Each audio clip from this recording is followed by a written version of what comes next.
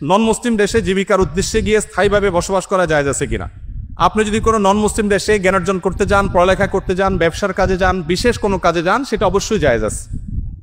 যদি কোনো নন মুসলিম দেশে আপনি স্থায়ীভাবে বসবাস করতে যান, তাহলে সেখানে গিয়ে স্থায়ীভাবে বসবাস করা এটা আপনার জন্য জায়েজ হবে তখন যদি আপনার উদ্দেশ্য হয় দ্বীনের দাওয়াত দেওয়া। সাহাবীদের অনেকে বিভিন্ন দেশে গেছেন, সেখানে দাওয়াতে কাজ করতে করতে সেখানে মারা গেছেন, তাদের কবর সেখানে আছে, তার্কিতে আছে, চায়নাতে আছে, বিভিন্ন দেশে আছে। তো এখান থেকে বোঝা যায় যে আপনি যদি নন মুসলিম দেশে যান, আপনার মূল উদ্দেশ্য হবে আমি সেখানে গিয়ে আল্লাহর দ্বীনের দাওয়াত দেব মানুষকে, দায়ী হব, দায়ী হওয়ার যোগ্যতা অর্জন করলেন, দাওয়াতের কাজ করলেন। এই কাজের মাধ্যমে আপনি সেখানে যদি থাকেন তাহলে থাকাটা শুধু জায়েজ হবে না, মূল উদ্দেশ্য দাওয়াত হলে এই থাকাটা বরং ইবাদত এবং সওয়াবের কাজ হবে ইনশাআল্লাহ।